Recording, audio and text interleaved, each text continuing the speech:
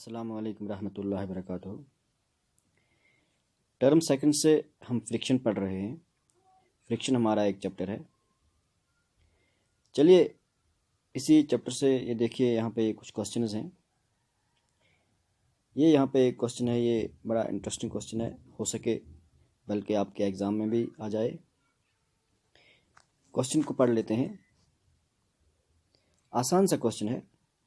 Alida runs her toy car on dry marble floor, wet marble floor, newspaper and towel spread on the floor. The force of friction acting on the car on different surfaces in increasing order will be. देखिए, अलीदा एक लड़की है जो इसके पास एक toy car है। ये इस टॉय कार को डिफरेंट सरफेसेस पे चला रही है।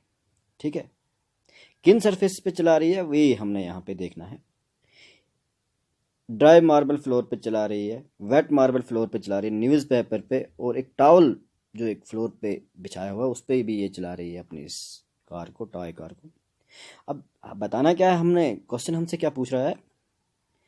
अब ये देखिए, जब ये कार अगर डिफरेंट सरफेस पे चल रही है, ये टॉय कार, ये हमें पता है कि फोर्स ऑफ फ्रिक्शन जो इस पे एक्ट हो रही है, मोशन में जब ये कार है तो फोर्स ऑफ फ्रिक्शन भी वहाँ पे एक्ट हो रही है। अब हमें यही चीज़ बतानी है कि the force of friction acting on the car on different surface. देखिए, ये फोर्स ऑफ फ्रिक्शन जो है ये डिफरेंट सरफेस पे डिफरेंट तरह की है। किसी सरफेस पे ये कम है, किसी सरफेस पे ये ज़्यादा है। वही अब यही फोर्स ऑफ फ्रिक्शन जो है ये हमने यहाँ पे क्या कर देना है, इंक्रीजिंग ऑर्डर में। नीचे ये कुछ आंसर्स दिए हुए हैं, ए पार्ट है, बी पार्ट है। हमने यहाँ पे ये force of friction different surface पे जो है ये इंक्रीजिंग ऑर्डर पे हमने कर देनी है। ठीक है, acting on the force of friction acting on the car on different surfaces in increasing order will be. Increasing order इस फोर्स ऑफ फ्रिक्शन का क्या होगा। देखिए, ए पार्ट में हमसे ये कह रहा है कि ए पार्ट यहाँ पे आप देख लो, यहाँ पे a part wet marble floor, dry marble floor, newspaper and towel. ठीक, एक ऑप्शन है। फिर बी में ऑप्शन है newspaper, towel, dry marble floor and wet marble floor. ठीक है, और सी पार्ट भी चलिए देख लेते हैं।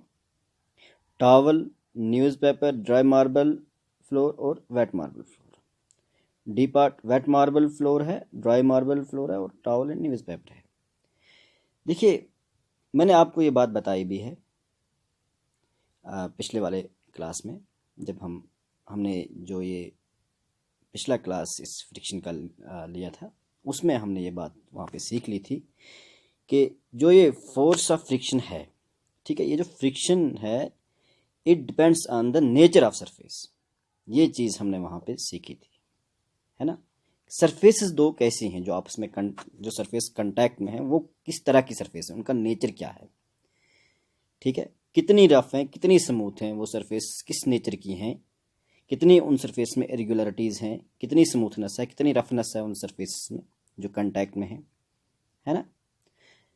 उसी हिसाब से फोर्स ऑफ फ्रिक्शन एक्ट होती है।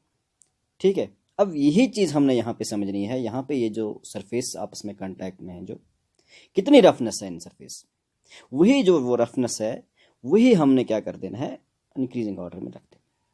ठीक है, जहाँ पे ज़्यादा रफनेस है तो ऑब्वियसली वहाँ पे ज़्यादा फोर्स ऑफ फ्रिक्शन है, जहाँ पे ज़्यादा कम रफनेस है तो वहाँ पे कम फोर्स ऑफ फ्रिक्शन है। यही चीज़ हमने यहाँ पे समझनी है, तो किस नेचर की सरफेसेस हैं।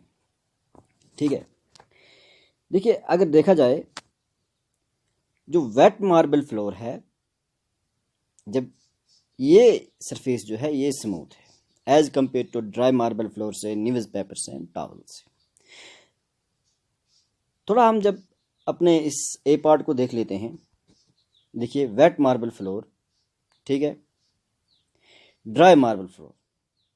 वेट मार्बल फ्लोर जो है ये इसमें रफनेस बिल्कुल कम है as compare to dry marble floor. फिर ड्राई मार्बल फ्लोर की रफनेस जो है ये बिल्कुल कम है न्यूज़पेपर की रफनेस से। न्यूज़पेपर की जो रफनेस है ये बिल्कुल कम है टॉवल की। टॉवल तो रफ है ही, तो यहाँ पे अब अगर हम देखें तो ज़्यादा रफनेस यहाँ टॉवल में है। टॉवल हमें यहाँ टॉवल पे ही फोर्स ऑफ फ्रिक्शन यहाँ पे ज़्यादा एक्ट होगी, तो टॉवल लास्ट में हमने रख देना है। और वेट मार्बल पहले, देखिए रफनेस ज़्यादा टॉवल में है, उससे कम फिर न्यूज़पेपर पे है, उससे कम फिर ड्राई मार्बल पे है, फिर ज़्यादा कम जो है वो वेट मार्बल फ्लोर पे। तो इसी हिसाब से फोर्स ऑफ फ्रिक्शन एक्ट हो रही है। ठीक है, ये यहाँ पे अब नीचे आंसर भी हम देख लेते हैं।